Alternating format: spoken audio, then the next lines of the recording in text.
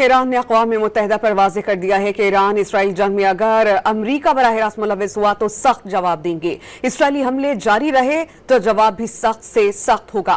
अक़वाम मुत्तहिदा में ईरानी सफीर Ali Bahreini ने कहा कि हमने अमरीका को बता दिया कि बराह रास्त जंग में शमूलियत से बाज रहें। जौहरी हथियारों की तैयारी का गलत जवाब बनाकर इसराइल ने ईरान पर हमला किया। हमने अपनी सलामती और अपने ज़मीं के दिफा में हिचकिचाहट नहीं दिखाई। किसी को भी ईरान से तहम्मुल का मुजाहरा करने की तवक्को नहीं रखनी चाहिए।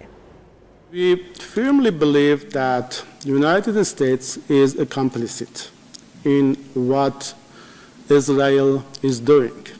Israel without the United States is nothing.